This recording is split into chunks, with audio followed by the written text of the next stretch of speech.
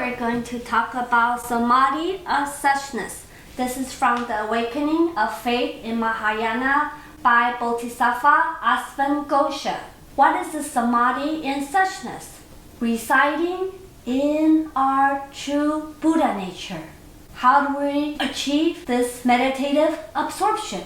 Everybody can do it. That's the inherent nature in all of us. How do we stay in this state of mind?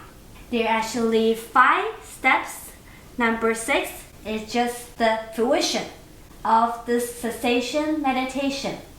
Number 1, his attention should be focused neither on breathing, nor on any form or color, nor on empty space, earth, water, fire, wind, nor even on what has been seen, heard, remembered, or conceived. First of all, to do this meditation, you have to understand that all objects of meditation, they are only tools. They are only the expedient means. They are not the truth. Sometimes we use breathing as an object of meditation, inhale, exhale, in order to calm our mind to reach quietness. This is a good way to reach Samadhi, but that is only a tool to quiet our mind. That is not the Samadhi in Suchness. We might rest our mind on form or color. Oftentimes, we use the 4 mindfulness. The first one is to be mindful that this body is impure. So meditate on this form and color, which means our body. We can meditate on how the body, everything comes out of it is dirty. That way, it will be a remedy to cure our lust and our attachment to ourselves. This is a great meditation, but still, that is not the Suchness. Or we might meditate on the empty space. Some people meditate, visualize the mind as quiet as the empty sky. That is a good visualization, but that is still not the Suchness. Or we might meditate on the 4 elements, earth, water, fire, and wind, the elements that makes up our body. We can meditate on these 4 elements to realize non-self. Our bones are earth, water, our saliva, our blood, our temperature, our breathing. We can meditate on these things to achieve awakening. This body is really not me or mine. Or we might meditate on the 6 sense organs, come in contact with the 6 sense object, what we have seen, what we have heard, what we have smelled, what we have tasted, or what we have remembered or conceived in our 6 sense consciousness. Observe how everything's condition arising, thus empty and with no owner. None of it is really me. It's only condition without intrinsic nature. When we have this wisdom, that is our Suchness. So this is the first step. Knowing that we can use the meditation objects as tools. When you use the tools, don't be attached to them. They are only skillful means. Number 2, all thoughts as soon as they are conjured up are to be discarded, and even the thought of discarding them is to be put away. If you understand what is saying in this Shastra, everybody have the Buddha nature, the greatness in essence, the greatness in attribute, the greatness in influence. Just like the precious gem, the essence is a treasure. Its attribute is wonderful appearance, and it has function. That's its influence. When your mind is free from all these perceptions, that's when your Suchness reveals itself.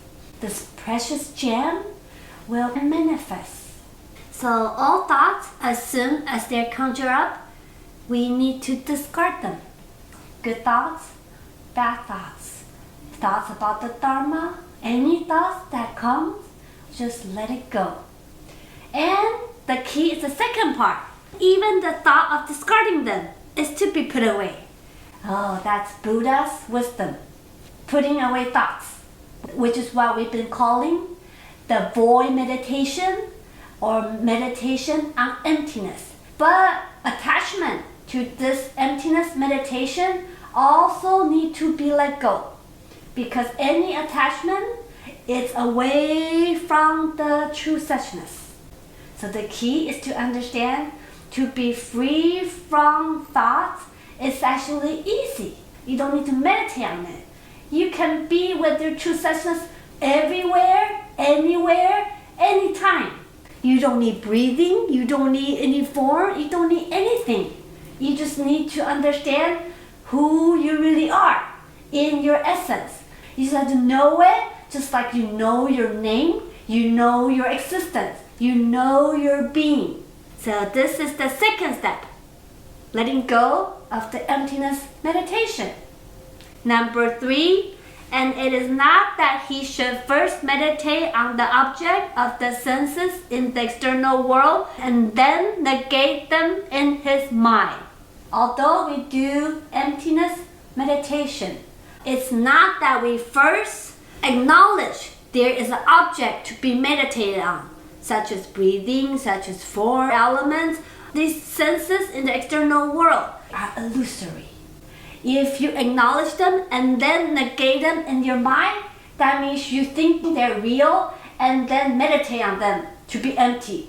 But in reality, all these external objects, they are conditioned and empty.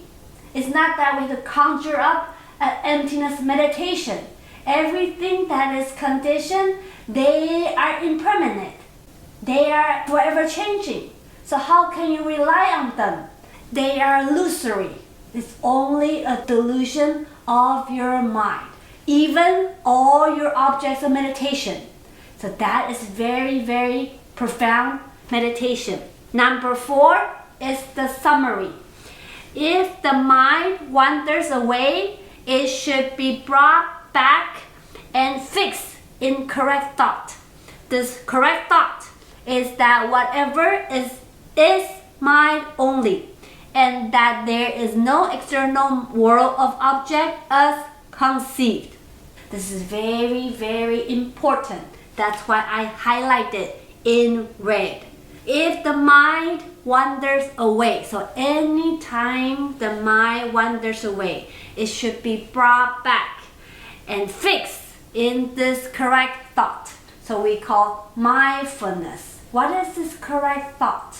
This correct thought is only one thing, that everything is mind only. Everything you see in this world, all the people, all the event, all the things, all your happiness, all your sorrow, everything you conceive, discriminate, your opinion, they are mind only. Because of your past good thoughts and bad thoughts, stored as karmic seeds in the liar consciousness, they are manifested in your life right now. So do not blame anybody for anything. They are only a manifestation of your past thoughts. It's mind only. They have no validity, like things happening in the dream. All external world of object as conceived, they are delusion. Once you realize that, you'll be awakened. You will see everyday life in a different manner. Even disasters, even tragedies, even your darkest, deepest pain and sorrow and affliction, they are not real. They are only your concept. You conjure up the image in your head with your 6 senses. You create your world. You should change your thought to be wholesome, to be pure, to be kind, to be compassionate and grateful.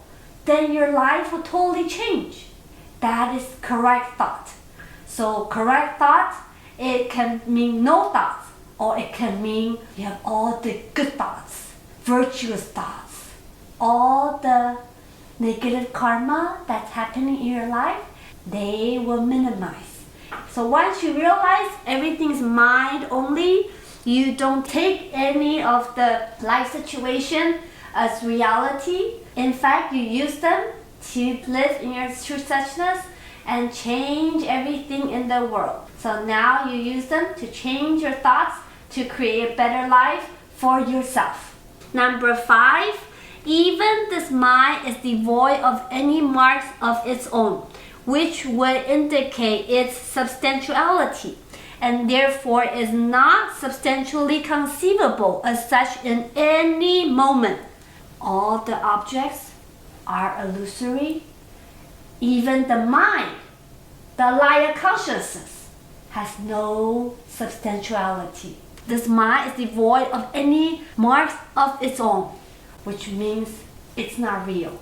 The dreaming mind, the Laya consciousness, or a consciousness, they're called the deluded mind.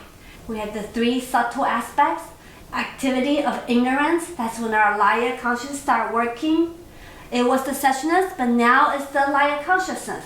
Then we will bring the second aspect, perceiving subject, and then we have the world of object. This deluded mind, it's only the seeing division, and all the worldly object, it's only the form division. We have the subject of perception and the object of perception. That is all. Your world is only made up of the seeing division and the form division, the perceiving subject and the world of object. All of them are made by the mind and they have no substantiality. How do we know this? Because the mind cannot see the mind. You meditate, I have a mind that's doing emptiness meditation. Inhale, exhale, 1. Who is this mind that is doing the meditation? The mind cannot see the mind. The eyeball cannot see the eyeball itself. Can the knife cut itself? It can only cut other things. It cannot cut itself. That means they're also conditioned and unreal. If you realize they're deluded, they're unreal, then it's the suchness. As easy as that. You just have to realize that the mind does not see the mind. They have no substantiality. That is what we call Samadhi in the suchness. So you can stay in this state all the time. So it doesn't matter what you use to meditate. It really doesn't matter if you focus on your breathing, or you chant Amitabha, or you do chant meditation. You can do anything you like. But the key is this wisdom, knowing that the deluded mind is illusory. The true mind will surface. It's always there, it's originally there, because that is the reality. That's the real mark of all phenomena. There's only one world of reality, and that is our true suchness. Once you master this powerful meditation, his power of executing cessation will gradually be intensified and become highly effective, so that he will conform himself to and be able to be absorbed into the Samadhi of Suchness. This is the result of our deep meditation. This concentration will intensify. It will be highly effective, very, very focused in this wisdom, so that you will conform, align yourself with your suchness. It's always there. You just have to be in the present moment without the deluded consciousness, free from thoughts. This is what we call nirvana. So nirvana is not just out of reincarnation. It's to wake up from this whole dream of the deluded consciousness. So that's the Samadhi of Suchness I want to share with you today. Hopefully you will realize it and you will have new enlightenment. So that's the class today. Thank you for listening. Amitabha.